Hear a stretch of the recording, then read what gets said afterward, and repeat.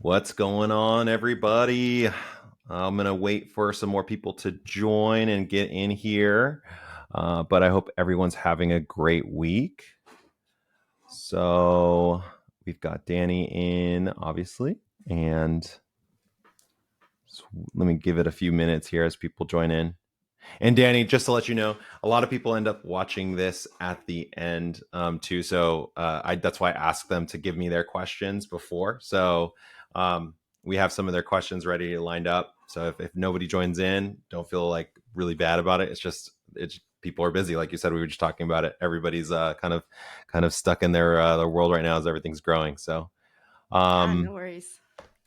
so let's get right into it. So at the end of the day, they say net worth is your network. And that couldn't be more true for recruiters, right? But more importantly, it's all about how you're deepening those relationships in your network in order to really create the value and structure that's going to make you thrive in your business. So traditionally, we're taught to use email, phone, text, social, all to stay in front of our network. And there's a really big shift that's happening in B2B right now. And I think it's been happening for the last few years. And it's happening so much so that there's a whole go-to-market strategy built around it. And it's called community-led growth. Companies like Apollo, Clay, Mutiny are creating fantastic opportunities and almost fanatic-like loyalty to their products and their services. And they're extracting millions of dollars from their customers and user base through the use of communities. We've also seen recruiters like Michael Petrak from the TMAC Direct partners use communities to build millions and millions of dollars from that leveraging of people interacting and providing referrals and utilizing that network. So why aren't recruiters using it right now? Why isn't this a normal business practice for recruiters today? And really the reason why is because recruiters tend to focus on what's traditionally worked. We're always last to the game in a lot of places, and ultimately we haven't seen the value, if you will, of trying to do it. There's a lot of mystery around community, and that's actually why I have Dani coming on, who is going to kind of share her story and what she's done and how she's built communities and take some of that mystery and craziness out of the process of doing that, right? So Dani is the former community lead of Mutiny, and she was able to launch a whole new revenue channel from scratch that drove over 27% of new pipeline in her first quarter of launching. And that equated to about $790,000 and about $3.1 million at the end of that year. So in 12 months. So I want to say thank you to Dani, and I'm just going to go ahead and bring it over to you. Go ahead and introduce yourself to the community.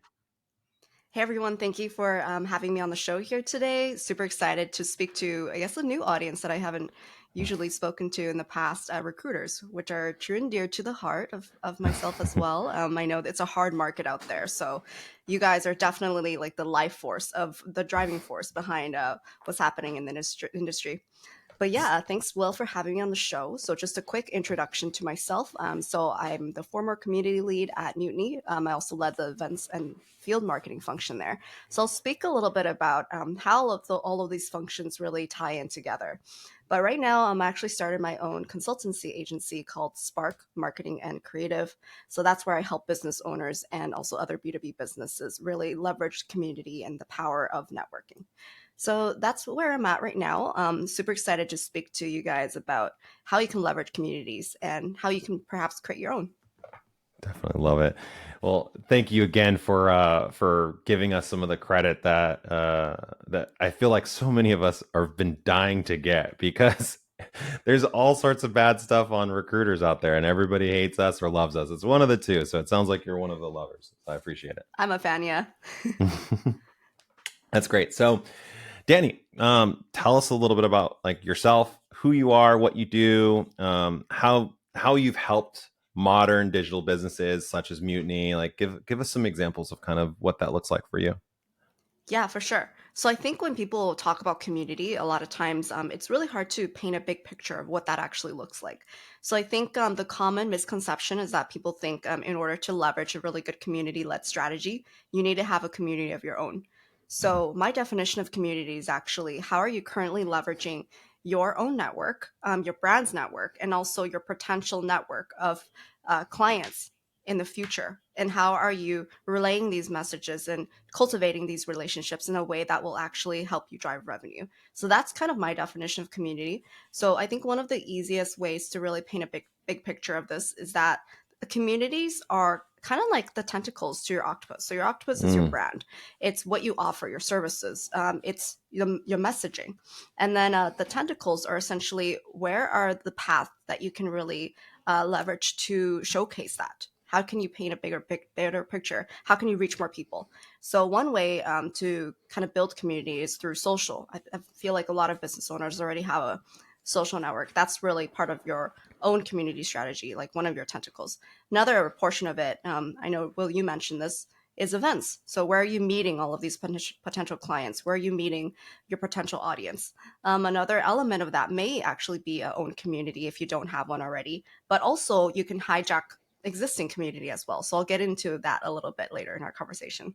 I love it. So I think that's actually it leads really well into some of the questions that I know a lot of the community have asked already. Right? I selected three questions that they were considering for this because they couldn't make it. But yeah, like one of the big questions is ultimately, like, do you have to create your own community? And there's so much kind of anxiety around doing that. Oh, I've already got a lot of business that I'm currently doing. I've got all these activities, and like now I have to create this new community that's from scratch. And what you just kind of described is not really having to do that. You can actually leverage that. Is that what I'm kind of getting from you too? Yeah, you can definitely leverage existing communities as well. So just to get a little bit more tactical, because I love, talking not theoretics, more Yeah. tactics. So I think one thing I would think about is meeting your potential customers where they're at. So thinking about where do these people already naturally hang out, either online or offline. And then also another thing you can think about is adjacent to your own industry and even your own role. What are some Mm. of the other partners you can potentially collaborate to reach a larger audience?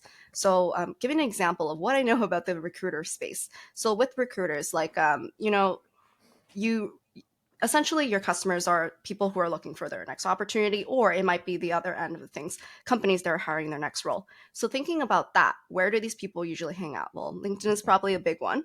Another one may be, digital job fairs or even in-person job fairs. That is one way a lot of people get to know new companies that they might want to join. Mm.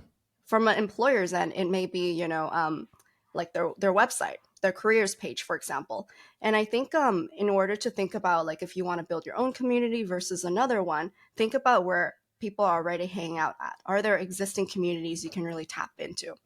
I know for myself, one thing that I thought about when I was launching the community at Mutiny is that, okay, so if our target audience are other B2B marketers, what are the other brands in the space that are doing a good job at this? And how can we partner together to make it work?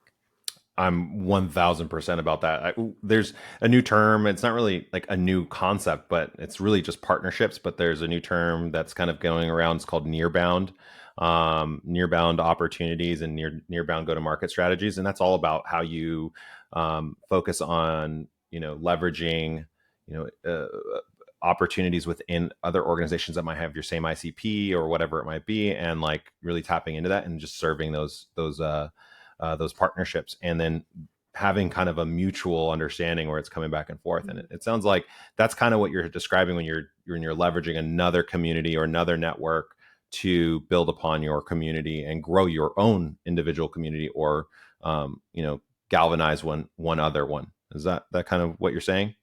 Yeah, exactly. So for example, like in the job recruitment or career space, like what are some of the problems that people are facing and how can you Mm. really solve those problems through content relationships and building these experiences for people? So I think one thing, for example, that people really are confused about is how can I make sure I stand out as a candidate? So, Mm. just from a very tactical perspective, like as a recruiter, maybe you can partner with somebody who is an expert in, let's say, like resume building, or is an expert in interviewing. That could be somebody that you can really partner with and create Mhm. content around. Or perhaps there's an existing community around, like, resume writing or something like that. Just throwing it out Yep. there to the audience. I mean, yeah. Those are some of the things you can think about. Like, what are some of the adjacent services that you can partner with your firm? So, why should someone even consider starting a community or even looking at community as a differentiator or even a revenue source for themselves? hmm So, how we thought about community at Mutiny, that kind of rhymes a little bit, is that it's part of essentially your go to market strategy, where it's almost like a nurture, but it's something that you can control. So, when I mean nurture, I mean like when people are not yet ready to buy your product, where can they keep top of mind? Where can they keep your brand top of mind, but also potentially talk to other customers that are already feeling like they have success with your product? So before we launched M2, which called Modern Marketers, that's what it will stand for. We only had a newsletter where it kind of acted as our nurture, where we would compile our weekly content. We would also give people an idea of like, what are we actually doing to solve your problems? It's giving people like a taste of what the product could do for you in a way that is not just pushing it in your face. But then we thought about it, and one thing that our audience has always been talking about is that they feel like they're alone in this idea of B2B marketing. A lot of the marketers that we serve, they're like the only person in their function. So we were like, why don't we bring all these people together? Because people are already subscribed to our newsletter. Like there was like 15,000 subscribers already, but they weren't actually talking to each other. So there was definitely an opportunity for us to really own that interaction, to bring people into a place where they can both share their ideas with each other, but also it gave us a playground, so to speak, to be able to really share our content and what's coming up. That's crazy. I mean, like, we didn't even talk about this before, but that's essentially what recruiting with Dynamite is, right? We started off with a newsletter. We built upon that. One of the things that we kept on hearing was, "Oh, I feel so alone. I'm independent," or even in their own companies, they're like, "Oh, I'm just competing against everybody, so I don't feel like anybody's giving me advice or help or anything like that." And so it's like, well, let's create a community around that, and like that's the brainchild from Boom Lab. So that's really cool. So with Mutiny, we talked about it a little bit, right? So there's this event side, and then there's the digital function. You know, can you give us some, examples of building that profitable community, and even with your own current, venture that you're doing right now, is there anything else that we should be looking at as kind of guiding posts, or something that we could goal attain to in your experience? Yeah, so I think the first thing is thinking about whether you do want to build a Oh, own I think we community. paused. Did we lose you, Danny? Hope not. Oh, can you hear me? Yeah, I can hear you now. Okay, sorry about that. I don't know what Oh, no happened worries. here. Yeah, so I think one of the first things to think about is whether you actually want to build an own community, whether an own community strategy is good for you. So I think we talked a little bit about some of the signals that kind of show you're ready to do that. So if you already have, for example, like an engaged audience, either on social or let's say a newsletter, there needs to be some functionality where these people are kind of bought in. So either like a subscription or like an email subscription to a list. Once you start feeling like you're feeding these people content and you're interacting with them in some way, and there's always some back and forth, but there's no tie-in between the people that are reading your content to actual content itself, it may Mhm. be a sign that you are ready to take this to the next level. As you mentioned, Will, you already have an engaged subscriber list, but then your subscribers are giving you feedback and also asking you to want to connect with other subscribers. That's That's a it. telltale sign that, hey, maybe you want to build a own community because these people are already asking for it. So I think that's one signal. I think another thing also is based on what your subscribers are giving you in terms of feedback. So if you're starting to notice that there's like trends that people are leaning into, or let's say when one piece of content is particularly really resonating with your audience, maybe one thing you can start testing is like, hey, if you were to be able to ask other experts in this industry, what are some of the questions that you'd like answered? And that could be a really good telltale sign as well that there is a need for some sort of community. It may not just come from you; it may come from the people that you build it together with.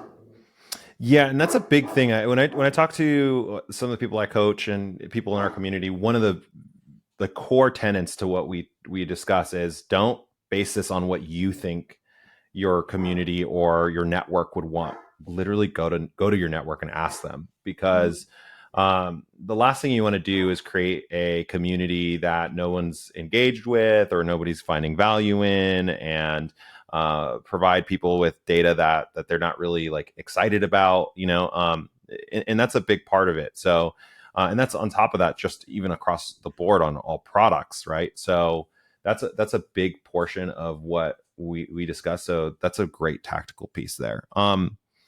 What so you kind of went into some indicators of when it's worth building a community, and I love that. And that's kind of leading into our part two of this whole entire thing, which is around community. And like, but what skill sets do you think are the most important for building a high performing community? And what could people learn or utilize that they might know already, or learn, or what must they learn to grow a community properly? Yeah, so I think it really comes back to understanding how your business goals will tie into that community and then always striving towards that. Because I think one challenge or mistake that I see other businesses make is that they create community for the wrong reasons. Mm. And that's not going to work if you do that. So I think in order to really leverage or build a really good community, you have to really understand what the purpose of the community is. And from that purpose, you then drill down your strategy. So if I want to build this community. This is why I want to build it. This is who I want to build it for. And then from who I want to build it for, what are actually the pieces of the topics and programs that will really make it successful? And then from there, okay, like what are some of the things that will make this community successful based on the business metrics? So for some companies, it may be like, for example, the purpose is a customer support community. Maybe a success metric is how many customers get their questions answered by the community. For more traditional B2B company that's really starting out, it may simply just be new business. So thinking back into why do you want to build this community? How does that tie into the business goals? And then really drilling down the messaging for your community members. What would they get out of that community? So are you saying to build a whole vision around your community before you create it, and kind of having that as like core tenets of your community? Is that what I'm getting from you?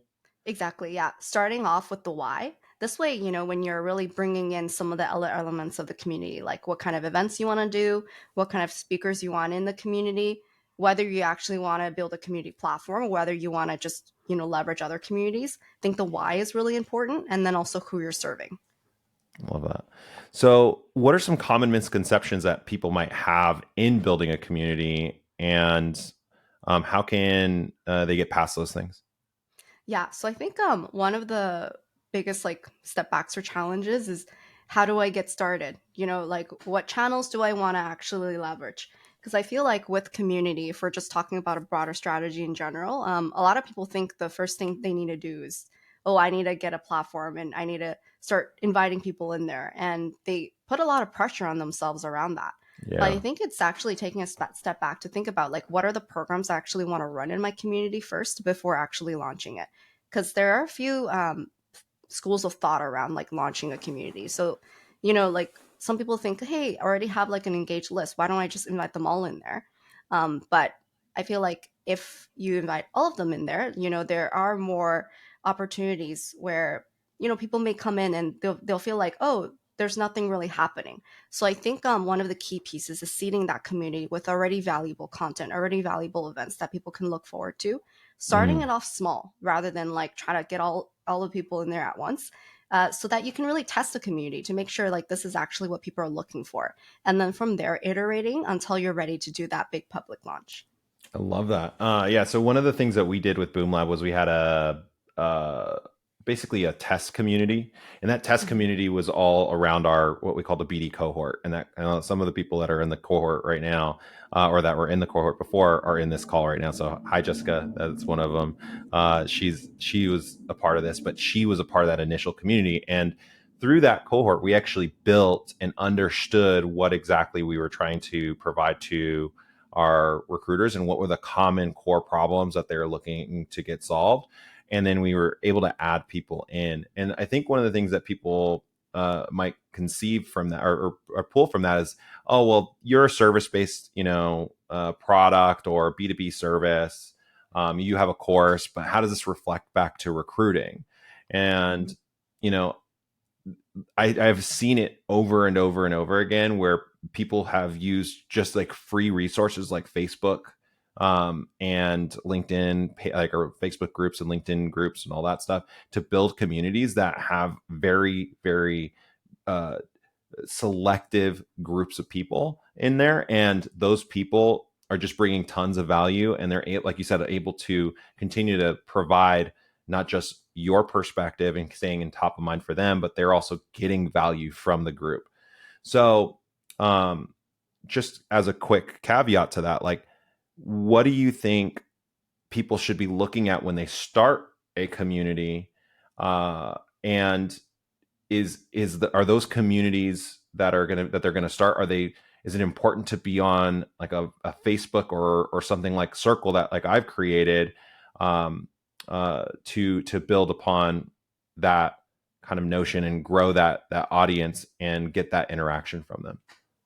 Yeah, so I think there's a few key ingredients to building a community. So you mentioned one channel or tool, I guess some people will call Mm-hmm. it that. So where do you want to build on, right? Like that's a big question, and I get it from a lot of clients as well. So I think based on the tool, it's not as important if you're building like a small tight knit community. It's Mm-hmm. more of whether this is a tool that people are already familiar with, because the least you want happening is when people try to join your community, like it's already a tough experience to get in there, and then also figuring out the tools as they go. So I think it goes back to understanding your audience, right? Like if your audience is already going to be on LinkedIn or Facebook, that's already an audience you can tap into. But then you have to think to yourself, is this the right place to build that community? Is there going to be that level of interaction if I were to build my community on these spaces? So I know like one popular tool to really start off a small community is a Slack, because a lot of B2B folks are already using Slack. So in order for them to switch back and forth between like one Slack workplace to the other, it's super easy. You can create channels in there. So like, what are the ingredients you want in your community? Is it only just back and forth conversation, like a Q&A style forum, or do you want like specific topic clusters? Do you want like very curated events where people can see like, if I'm this role, this is the event for me? Thinking about that and then picking the best platform for you and your community.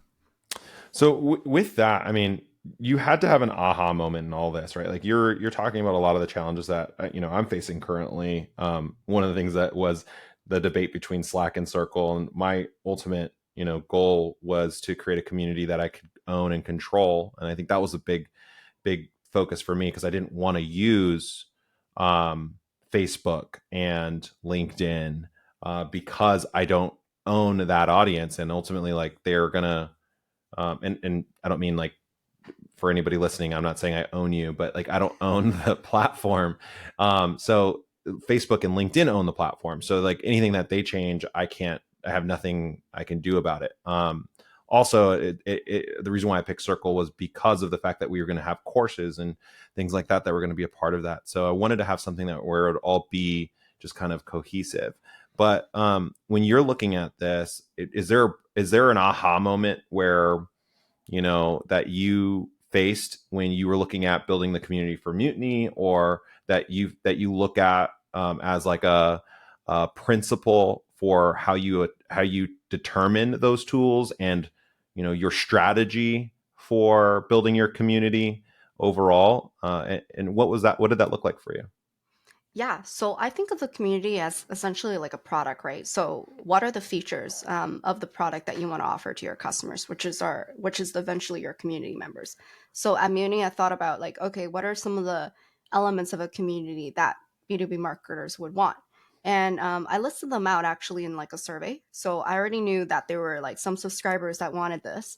So I simply just asked them, based on my observations, these might be some really awesome features that would bring value, but can you let me know if that's true? So I listed it out. So one of the things I knew that people wanted was some sort of like Q&A. Like people want to ask questions to marketers and people wanted their questions answered. So one element of that was a Q&A channel. One other thing that people wanted was to be able to have more live interactions, rather than just like the typical online like back and forth. So then I asked them, like, if we were to have online events, like what are some of the topics you guys wanted?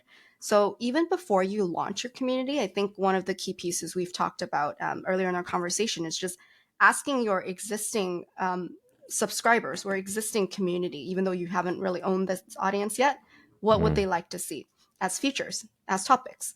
And then from there, looking at your solution, whether those are able to fulfill the features. For example, like one of my clients right now, Rippling, so they're actually building like their own alumni community. So for their alumni community, at first they were thinking about like, oh, let's just build it on LinkedIn because a lot of people already use LinkedIn. But then we thought back to what are some of the key criteria of the community and also the purpose of it. Like, does this actually fit? And then we realized it may not actually fit very well because when we looked at some of the other LinkedIn groups in there, people weren't actually going back and forth. They really saw it almost like an announcement board. So we were like, mm, if we wanted people to actually interact with other Rippling alumni, I don't think that would make sense for them to really just look at what's going on LinkedIn when there's no back and forth. So we thought about it and we're like, well, there are already professionals in B2B. They're already using Slack. Slack might actually be a better channel because we actually do want to facilitate these conversations. yeah. You're preaching to me right now because that's one of the big things for Boom Lab is like I feel like as this community grows, I want it to be an interactive place. And one of the things that we did was we asked our community like what would they like to see? Is there any sort of feedback that they had? And I think one of the things that you mentioned here is don't just ask it in a broad way, ask it in a very specific way, like actually list it out, like what are the things that which of these things like are actually important to you. Is that would you agree with that kind of question line of questioning when you're thinking about the topics and the spaces of your community? Yeah, so I would say like multiple choice is already it's always a really good way to ask because some people they might say, "Oh, I want this, but I want that too." So that could be one thing. And then if you have like something that you know you want to test, for example, like even a simple thing like, "Hey, would you rather have weekly discussions? Or would you rather have like monthly or daily?" Because I know people are busy, right? So some people the Mm, frequency of these facilitate discussions may actually vary, so you can ask them like, "Hey, would you like to see more moderated discussions from us daily, weekly, monthly?" So we know like, okay, let's back off a little bit. Like people don't want this, this frequency. So that could be something. Another thing is rating in terms of like the scale of importance. So this could be like some of the features in the community. How excited would you be by this element of the community, 1 to 5? And then yeah. from there, you'll start to see, okay, these are the things that I should prioritize. It sounds like a little bit like the five uh what is it, five go to market strategies, like, or five stage go to market strategy, where you kind of go present the product, see if they like it, ask the questions around that product, ultimately come back and iterate. Is that kind of where you're coming from? Oh yeah, totally. Like going back to a community is essentially like a product, right? So you got to Hmm. understand like who's the product for, what are the features in the product. Ask your audience, hey, are you willing to be like a beta tester for our product? And then from there, once the beta testers come in, so that's the first group of the people you're going to invite in the community, Yep. ask them again, hey, how are you liking it? What are some of the things we can improve? And then you have a better iteration to go to market. And once you go to market, you know, you can start to still improve the product as well. People will still give you ideas. So eventually you're going to reach this really beautiful tipping point where you're going to start realizing the people in the community are leading from within. It's not going to be just coming from you. And that's when you've really hit a really nice tipping point between understanding, like, I would say, like you have product market fit. It's like community member fit. Love it. Love it. So let's get into the lesson. Can you tell us a little bit of like kind of your step by step process, and how things might differentiate for folks jumping into this, from like what's traditionally out there versus like your process? Is there any sort of differentiation? Yeah. So I've always thought about it like building a product, but I think another thing to think about also is thinking about building like a content strategy as well. So that's another way of thinking about it. So who's this piece of content for? Like, how do I want the format of the content to look like? So this could be like, hey, maybe it's discussions, maybe it's like webinars, like the one you're doing, Will, or perhaps you don't want to do any of that. You want to start off with, for example, just a simple weekly newsletter, and then also simply weekly discussions from like a moderator. So I think that's some of the things you got to think about when you're starting your community. Who you want to serve, like what are some of the things you want to try, what are the programs you want to try, how do you want to launch it, like what tools do you want to use, and then afterwards, how can you really involve the people in the community to be able to help you build it as well? Because a lot of times I think community members or community managers, you feel like you're a little bit alone in this, where you're kind of having all these self-doubts. What if like there's radio silence? What if people don't want to join? There's all these questions. But I feel like if you're reaching the right people and they come in, even if it's just 3 people, even if it's just 5 people, if these people are engaged with you and you let them know, like, this is what we're building this for you. What would you like to see? The more feedback you can get from them, the more interaction you can get from them from the very beginning and buy in, then your community starts to scale. And they also feel like they're essentially leading the community with you as well. They're not just members anymore. So I think once you get to a nice tipping point in your community, it's not just about attracting new members anymore. It's actually about how can you really leverage your existing members to really amplify your community. I'm so excited that you just said that, because actually we have a guest coming on next week who is talking about getting his what he calls, it's not, he doesn't call it his community, but his network of in his niche, in his recruiting niche, to galvanize them to basically push and advocate for his company. Mm. And that's a lot of what I think, like when I talked about in my intro, is that it's like making your network fanatics about your product, because you're so centered around building something for them, or in this case for recruiters, making your clients or your candidates or both so excited about working with you because they genuinely feel like you're all about them and you're trying to serve them to their best ability. Hmm. Not just in, hey, I want to go help you play, I want to play somebody and get something from you, but here's like actionable tips that like you are probably dealing with, and here's actual experts in the field that are that can help you grow your recruiting practice, or like you said, or your resume, or whatever it might be. So it doesn't have to be necessarily a salesy thing. And I think like one of the big things that what I've seen in the past in communities is that they immediately go for the sale. And I Mm. think that's one of the big issues I've always had with like certain communities, is like, oh, I want to just, you're part of the community now. Like, do you want to jump on a call and like get a, like, it's like, dude, no, like I just joined. Yeah, So, not ready so yet. I'm not ready yet. So tell us a little bit about what your day to day looks like when you're building a community as a community manager, a community lead. Like, what are some of the things that people should be looking to do daily to make sure that they're fostering a good community? Hmm. So I would say in the early days, it's definitely the toughest, as you can probably imagine. You're gonna have to do more of a moderation, more of a leadership role in the community, not just managing it, but also making sure like there's conversation happening. So I would say like one of the things that I focus on a lot in the early days is building out like a really nice community content strategy or community content calendar, so to speak. So I would usually think about like what are the programs that I want to run this month? What are the topics looking like? And for the topics, if you get stuck, again, going back to the community asking like what would you like to see? And then for the programs, I would say like whatever you choose, try to stick to it for at least a few months because you're not going to know unless, you really keep it up, because sometimes like when you go into like a routine, it takes time for people to get used to it, to know, oh, this is something that's reoccurring. So if Mm-hmm. let's say you do a webinar and like not many people show up, don't give up, like keep at it for, I would say, at least like a month or two, a couple of months. See if people realize, oh, this is something that I could come back to every single time.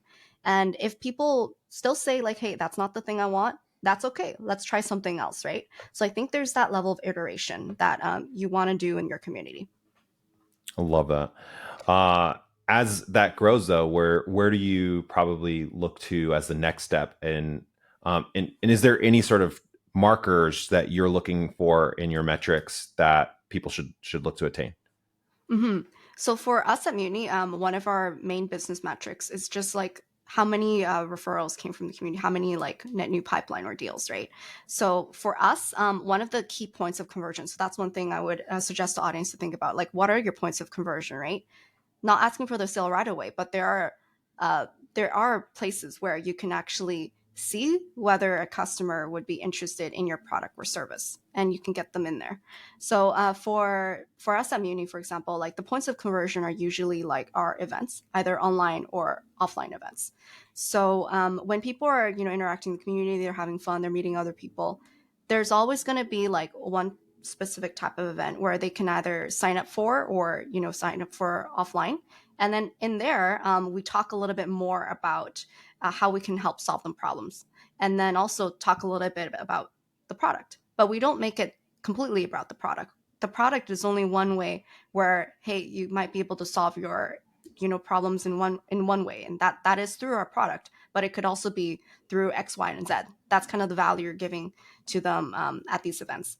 And then after the event, the follow up is where we actually ask for the sale, because when people they already are in your community, so they want to learn something, and then when they attend the event, you know that, okay, these people actually have some sort of problem that they want to solve. And if Mm. they stay engaged within it, so that's one thing we also measure, engagement rate, then you know that you've got them bought in. And then the last piece is when you ask them for the sale after the event ends. It's asking them whether they want to see a demo of your product. So for us, that was the point of the conversion. And then once they take that demo and they say yes, you've done your job as a community manager. So then you pass that off to sales at the very end for them to convert. But because you've always done your job from beginning to end, they already feel the sense of affinity towards your brand. So the Yeah. conversion rates when they're a community member compared to, let's say, they find your website from the internet atmosphere, it's going to be a lot higher because they already have this level of trust being built. Love that. So you mentioned some metrics. Is there a universal metric that you probably look to, like in product market fit? It's always the 40% metric, like people who like couldn't do without your product. Is there a number that you try and target with engagement rates or any of these metrics that you just discussed? Yeah. So for our own community, I would say like a really good metric to think about is just what's the increase of community members per week. That's probably something that I would say when you're starting off, you probably want to focus on more of like a quantity type metric, Yeah. but thinking about how you want to grow it. So for some communities, it's like more of a cohort based approach. So you want to bring in like a bunch of members all at once. For some communities, it may be invite only. Maybe you want to focus on quality, not quantity. Mm-hmm. So thinking about like, for example, what's the number of people in the community that have like specific titles that actually match my ICP. So a quantity metric, that's one thing that I would say to measure. Another thing is an engagement metric. So by engagement, there are a few schools of thought, but for me, I think the most easy thing to really measure is just how many people are actually taking action in your community. So an action could be like commenting, it could even be as simple as attending like an event. So out of the people that are in the community, how many people are not just like a typical lurker, right? So that's kind of like something that you can Yeah, measure. lurkers, all you lurkers out there. But no, I Yeah. mean, is there a number though that you target? Like, is there like a 14% engagement rate or something like that that you would want to see in a healthy community? Yeah, so I tend to not try to give benchmarks because it really depends on the industry. But Mm. for us, in the B2B SaaS space, I would say like a 20% is really, really good. And that's just on engagement. So that's like the active community members, that engagement rate. So you actually answered some of the questions I already had, which is like going into how you actually convert that community into revenue. Is there anything you'd like to add to that at this point? Yeah, so I think another thing to think about also is that when people are within your community, like the programs that you're running, which of these programs will actually have like a point of conversion, as I mentioned? So thinking about like what are some of the lead magnets you can pull people in order to grab that next step, in order to make sure they're raising their hands. So similar to kind of what you're doing for this webinar, I'm assuming afterwards you're probably going to send folks like the recording, right? And I think besides sending them the recording, which is a really good next step in adding value for them, there is Mm-hmm. something where you can even ask them like a question around converting those folks into customers. For example, like, oh, would you be interested in a next step? Whether the next step could be, would you be interested in a call with me? Or would you be interested in getting like my worksheet on, the best ways to really approach like X, Y, and Z? So the more ways you can get people to raise their hand, the more you will understand whether they're going to be someone who actually has intent in buying your product or service. I love that. Because like what I love about this call, Dani, is that you're not just talking about building a digital community, you're talking about also like the event-led process of it too. Because Mm-hmm. so many of these of people in recruiting, I mean, like myself included, have tried an event and they're like, oh well, I guess it didn't work. Like no one wanted to join my live, and you talked about like just sticking with it, right? You can't just like come up with an event and hope that everybody jumps on board. You have to build that equity and that trust for the people to kind of like want to be there, and you're also having to bring in something that people actually want to hear. So it's it's a whole kind of, what I'm hearing is there's like kind of an ecosystem to the community building process, and that's not just digital community led. It's not just people on my social media getting them into a list. It's not just pushing out the messages I want to hear. It's really like tapping into all sorts of different ways that you can engage your customer the way that they want to in a environment that they've agreed to subscribe to. And that can be in your newsletter, that can be in your Facebook group, that can be in your LinkedIn group, or even a paid circle group or whatever it is. But just being very intentional towards that delivery and intentional on serving that community. And would you say that's a good sum up of what you just described here? Absolutely. I think my definition of community led is not technically creating like a own community, because that's one element of it. But Mm-hmm. really, it's about like, where are your customers or prospects currently at, and how can you tap into those audiences? Whether you do decide to create your own community or not, you have to admit that there are already communities out there. And if you're not already tapping into it, that's like a, huge business opportunity for you to do that. Mm. And I think one really easy way for people to start off thinking about is like, who are the people doing a really good job at that in this space? And how can I partner with them? How can I learn from them? So, one of the first things we did at Muni when we were launching M2 was that we knew people wanted to hear from some of the top marketers in the space. So, we shared this idea of our community to them. And we said, hey, would you be interested in coming in as like a speaker, as a roundtable Yeah. facilitator? So, like what you're doing, Will, right? Like bringing in some of the experts in an industry to help your community members out. There's also the other piece where you may want to also ask your community members to lead one of these sessions, for example. Yeah. And then the more you do that, the more trust you build with them. And then also the more distribution you get from a lot of the content being built in the community. I love that. I love that. All right. So I want to open it up to some questions if anybody has some. I'm gonna just go ahead and give it a second here. But so I thank you so much, Dani. This has been so awesome. Just hearing kind of how you go about communities, and I think there's a lot of correlation here. Um, Christina says, first of all, thanks. This was fantastic. And then she said, what did you do to encourage your newsletter subscribers to join the community, and how did they buy in? Mm-hmm. Yeah, that's a really good question, Christina, and thanks for joining us.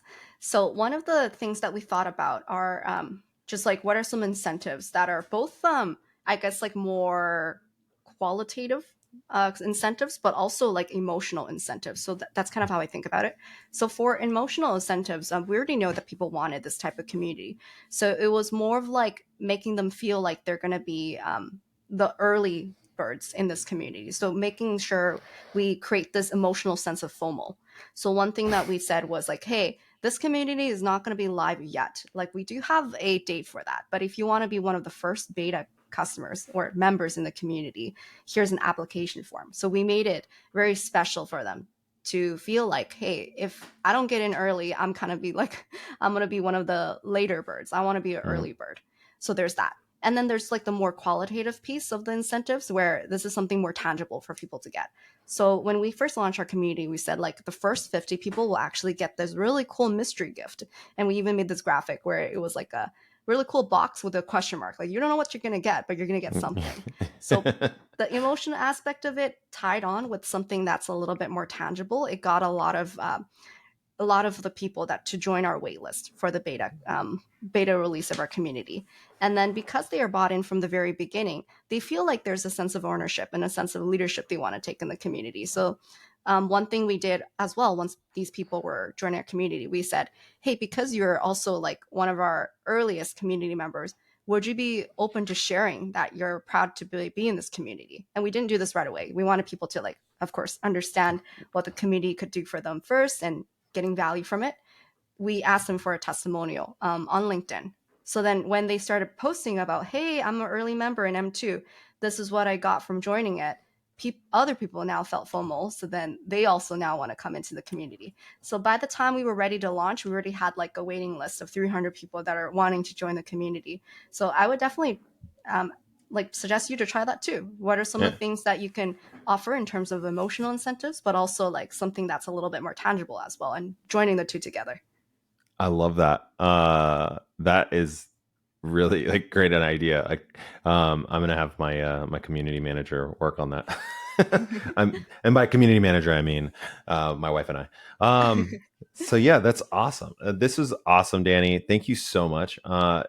You have been such a blessing to jump on here and show our community what it's like to build a community and kind of some of those advantages out of it. So I really appreciate it. If I know you're running your own community business now, it's like your new baby. So I want to actually pass this opportunity off to you. Is there a way for people to get in contact with you? I know you're booked up until, I think you said December already. So if somebody wanted to jump in on an opportunity to build on their community that they've already created or start one on their own, like who's your best person that you serve, and how can they get in touch with you? Yeah, so if you do want to start building your own community or even just coming up with a community strategy to see if that's right for you, feel free to just come to my LinkedIn profile and send me a DM. I'll see if I can help you out. Right now, I can't really take on any more, I guess, like more hands-on clients. So if you want somebody to help build it, unfortunately, probably have to wait until 2024. But if Yeah, you like to call just to see whether that's something you are interested in or whether that's something that's right for your business, I'm happy to do that. So that I have capacity for. And also, because you guys have been so awesome, I actually do have a community worksheet as well, where actually love it. answers a lot of those questions like, hey, am I ready for this? So I'll send that to you, Will, and then you can send it to the lovely folks that joined us today. I was gonna literally ask you that after our call, so I really appreciate that, Dani. But again, thank you so much for being so gracious with your time. I really appreciate it. I know the community members appreciate it as well. So if you guys are thinking about joining a community, reach out to Dani, see if you can get some tips from her. Definitely look at this worksheet that's coming up your way. I'll be sending it out in the Boom Lab. So have a great week. Enjoy I guess it's the weekend coming up. It's not too far away, and have a good and blessed week. And we'll talk soon. Thanks, guys, for joining. Bye. See y'all soon.